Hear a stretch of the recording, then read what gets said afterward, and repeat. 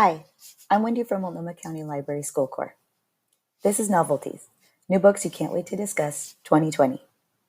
This topic is Embracing Our Differences, stories about characters growing into their identities. I'll share some websites in this presentation. The links are available in the notes below. All-American Muslim Girl, grades 7th through 9th. This book begins with breaking news reports of a shooting. As Allie and her family board a plane headed to Dallas for a family reunion, Allie reads the notification on her phone and quietly hopes that the shooter isn't Muslim. She hears the other passengers reacting to the news and speculating that the shooter is Muslim. As they're getting settled, her father gets a phone call from her grandmother to check in and make sure that they made it on the plane okay, and wishing them a safe flight. Her grandmother doesn't speak English, so her father is assuring her, in Arabic, that they will call her as soon as they land. Just as her father gets off the phone, he's confronted by a flight attendant who was sent by the man assigned to the seat next to him. "Is everything okay?" asks the flight attendant. As he confirms that everything's fine, she lets him know that there have been complaints. Allie inherited many of her physical traits from her mom. She has reddish blonde hair and is fair-skinned, so she's used to going unnoticed when people speak about Muslims. Even though, if you pay attention, it's clear that she inherited certain features from her father, but those often go unrecognized.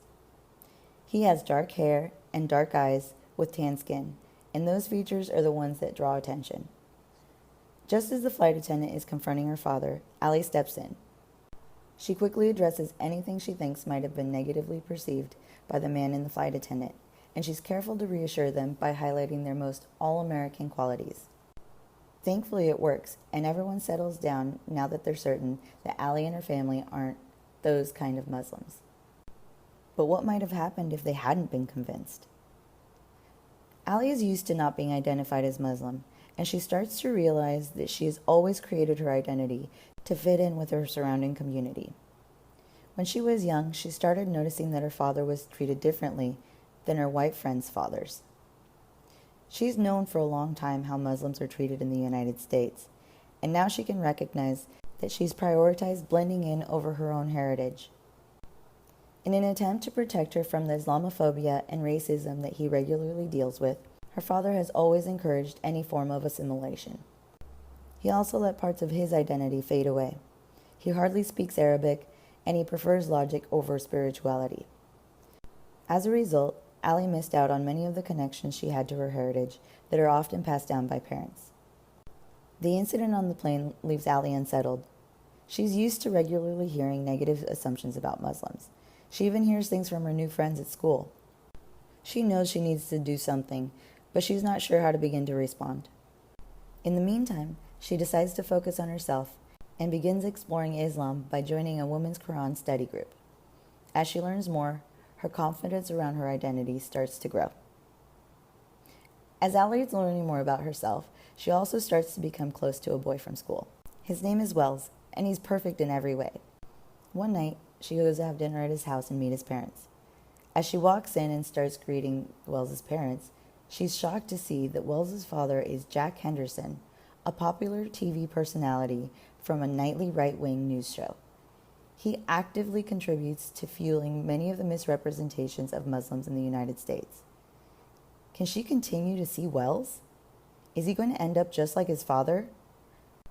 Allie's shocked that just as she's finally working to reclaim her heritage, she finds herself in the home of one of the biggest proponents of Islamophobic rhetoric of her time. On this page, I've included a couple of lists of additional materials you can use to pair with the book. The first list includes some possible discussion topics. You can talk about intersectionality.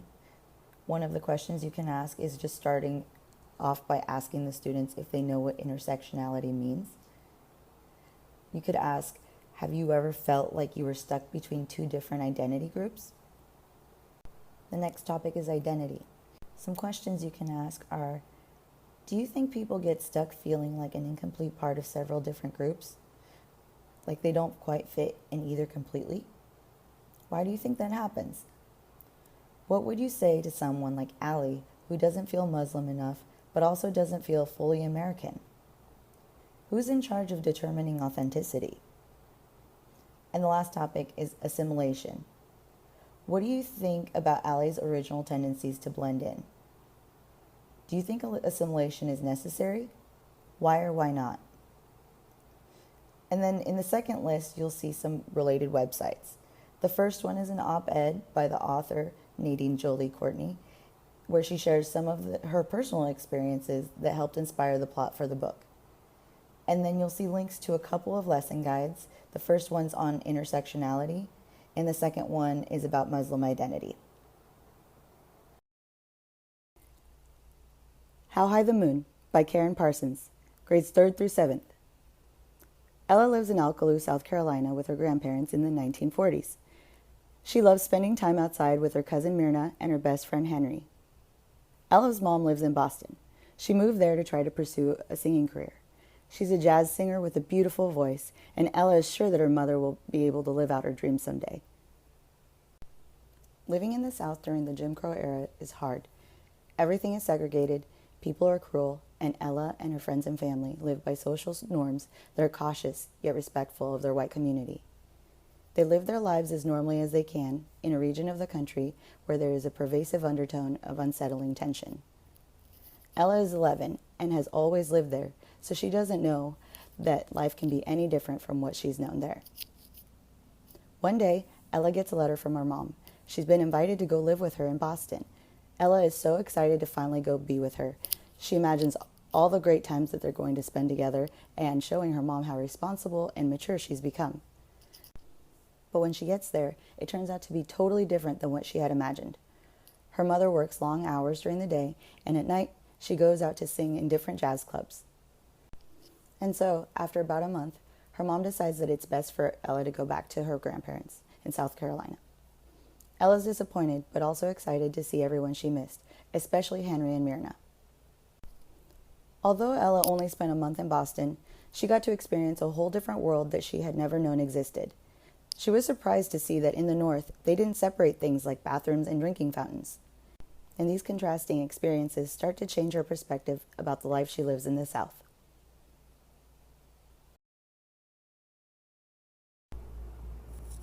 King and the Dragonflies by Casey Callender, grades 3rd through 7th. King's been dealing with the grief over the loss of his brother. However, as the book begins, King is hanging out by the bayou watching the dragonflies. He's convinced that one of them is his brother Khalid. He knows this because at the funeral, he noticed a dragonfly land right on the casket, and he's sure that's Khalid's way of letting him know what he's up to. King's not sure why he chose a dragonfly rather than something cooler like a lion or panther or wolf, but he knows it's not his choice to make. It's Khalid's. So now King likes to come by the bayou just to be near his brother. Although he gets to visit him regularly, King still really misses his human version. King's been feeling particularly lonely lately because he also stopped hanging out with his best friend Sandy. One time when he and Sandy were hanging out, Khalid overheard Sandy tell King that he's gay. Later, when Khalid saw King, he told him to stay away from Sandy so that people don't start thinking he's gay too. King's not really sure if that was the right thing to do, but he's doing it. He doesn't want to disobey his brother. One day, on his way to visit the dragonflies after school, King runs into Sandy. Sandy wants King to know that he understands that they can no longer be friends, but he just wanted to take that opportunity to let King know that he's sorry for his loss. And that was it. They each went their separate ways. But the next day, King finds out that Sandy's gone missing. With that news, King's emotions take over. The thought of losing someone else is too much to bear. As he hears more details about the situation, King begins to think that it's pretty likely that he might have been the last person to see Sandy before he went missing. Unfortunately, he can't share what he knows because Sandy's dad has never liked King because he's black. He also happens to be the sheriff, and King isn't sure he wants to risk getting caught up in the middle of the whole thing. Everyone is so worried about Sandy, especially King. But one day when he comes home from school, he finds Sandy hiding out in a tent in his backyard. King tells him how worried everyone's been and tries to talk him into going back home, but Sandy refuses. He tells King that he ran away because his father's abusive. Sandy's determined not to go back, so he makes King promise not to tell anyone. Reluctantly, King agrees. Now that Sandy's hiding out in his backyard, King starts taking him snacks and any random food he's able to sneak. The more they interact, the more they naturally start to become friends again. He and Sandy start talking about everything that's happened between them, the kids at school, and even their friend Jasmine. Sandy has to tell King that Jasmine likes him, even though it's really obvious. And Sandy was right. Before King knows it, he's her boyfriend. Sandy and King continue to talk regularly. During one of those talks, King asks Sandy how he knows when he likes someone else. Sandy explains that it's a feeling like being nervous and excited at the same time, which confirms to King that he definitely doesn't feel that way about Jasmine. But he does realize he does feel that way when he sees Sandy. King's not sure if he's gay, but he might be, and that really scares him. Being black already makes his life hard, but what if he was also gay? Would Khalid have still loved him? Will his dad? And don't forget to check out the notes below. In addition to the links for this video, you'll find a list of all the titles from all the novelties videos from this year, links for other school corps presentations, and links to book discussion tips from Multnomah County Library. We would love it if you would take a minute to fill out our survey and let us know what you think about the videos. Thanks for watching.